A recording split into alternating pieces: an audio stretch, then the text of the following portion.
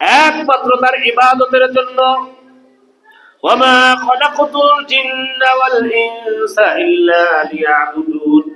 আল্লাহ রাব্বুল আলামিন বলতেছেন, আমি জিন এবং মানুষকে, ইনসানকে সৃষ্টি করেছি একমাত্র আমার ইবাদতের জন্য, একমাত্র আমার ইবাদতের জন্য, আর কোনো কারণে নয়। আমরা যে লাইট বানাই, লাইট, এই যে বাল্ব, কারেন্টের বাল্ব বানা হয়েছে জ্বলার জন্য, আলো জ্বলবে নাকি? এখন যদি আলো না জ্বলে তাহলে কি সেটা লাইট? আলো যদি না জ্বলে সেটা কি লাইট বলবেন? বলবেন না। দোকানের কর্মচারী রাখা হয়েছে কাজ করার জন্য, সে যদি কাজ না করে সে কর্মচারীরা মোবাইল ফোন ব্যবহার করা হয় যোগাযোগের জন্য, যদি সেটা যোগাযোগ না করা যায়, মোবাইলে যদি কাজ না করে তাহলে কি সেটা মোবাইল? হ্যাঁ? গাড়ির ড্রাইভার রাখা হয়েছে গাড়ি চালানোর জন্য, গাড়ির ড্রাইভার যদি গাড়ি না চালায় তাহলে কি সে ড্রাইভার? ড্রাইভার কি? যে গাড়ি চালায় সেই চালক, তাকে চালক বলে, ড্রাইভার বলে।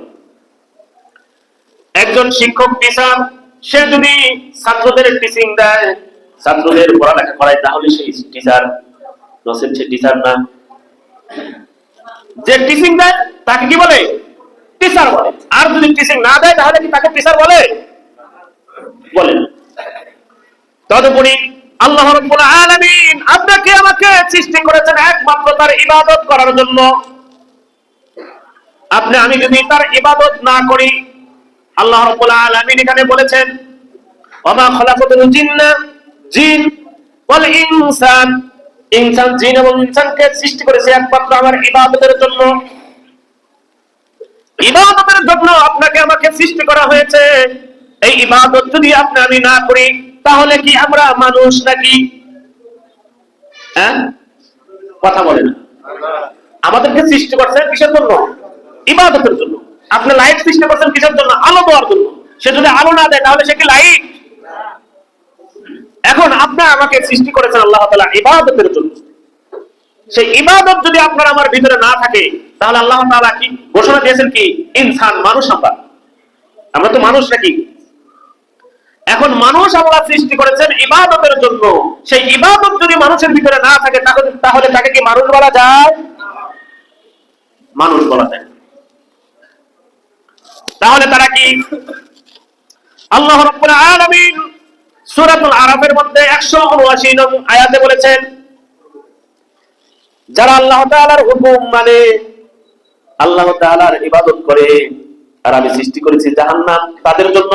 যারা আল্লাহ তাআলা আমার হুকুম মানে না, আমি সৃষ্টি করেছি তাদের জন্য কি?